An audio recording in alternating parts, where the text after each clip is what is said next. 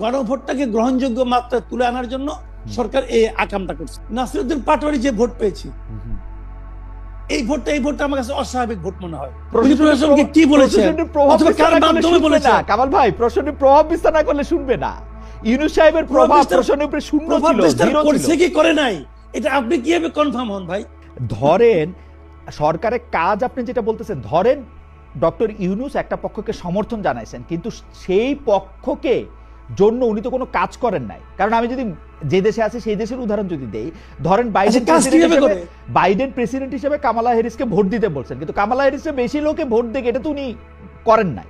Doctor Yunus তো জাহিদ ভাইয়ের কথাই যদি ধরি, একটা সবচেয়ে ভালো ইলেকশন করলো 91 সালের পরে, উনি তো কাউরে আমি আপনার একটা কথা বলছি, আমি একটা কথা বলি, উনি যেহেতু আর একটা জায়গায় দুইটা ভোট দিয়ে আসবেন না, ওইভাবে তো হয় না। কিন্তু সরকার প্রধান চাচ্ছে যে এই দল থেকে একজন মন্ত্রীও হবে, চাচ্ছে।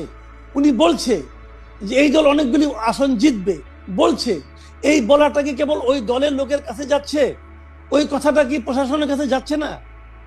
যদি প্রশাসনিক কথাটা শোনে, প্রশাসনের সঙ্গে তার কি আন্ডারস্ট্যান্ডিং হয়েছে, প্রশাসনকে কি বলেছেন অথবা কার মাধ্যমে বলেছেন? কামাল ভাই, প্রশাসনের প্রভাব বিস্তার না করলে শুনবে না।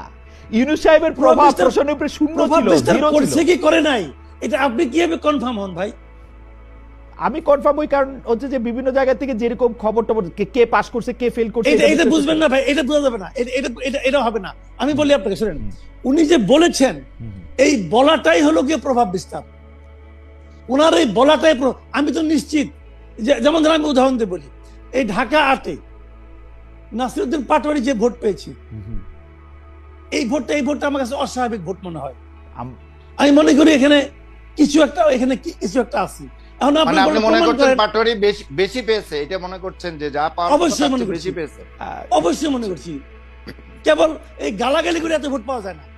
না, কিন্তু জামায়াত একটা তাকে নিরঙ্কুশ মানে সমর্থন দিয়েছে। আর তাছাড়া হচ্ছে ইলেকশনের সময় এক্স ফ্যাক্টর বলে একটা কথা আছে, নাসিরউদ্দিন পাটোয়ারি একটু রক স্টারের মতো আচরণ করতেছিল, সেই জন্য মানুষের একটু আগ্রহ হইতে পারে। এটা হলো আপনার ব্যাখ্যা। শুনেন, আপনি এটা ব্যাখ্যা দিতেই পারেন, আপনার ব্যাখ্যা আমি ওটা ব্যাখ্যা দিতেই পারি। আমার ব্যাখ্যা আপনার ব্যাখ্যা মিলতে হবে এরকম কোনো গ্যারান্টি নাই, মিলার দরকারও নাই। কিন্তু আমার বক্তব্যটা হলো আমি যেভাবে বুঝলাম আমি সেভাবে বললাম। যে আপনার কাছে আমি আপনার কাছে আসতেছি। কামাল ভাই, আপনার বিশ্লেষণে এই ইলেকশনে, মানে এই ইলেকশনটা কতটা প্রভাবিত হয়েছে, মানে এটা কি পার্সেন্টেজে আপনি বলতে পারেন যে মানে কি পরিমাণ প্রভাবিত হয়েছে, যে সে 30%, 20%, 10% প্রভাবিত হয়েছে? আমি দুটো জায়গায় প্রভাবিত মনে করি। প্রথমত,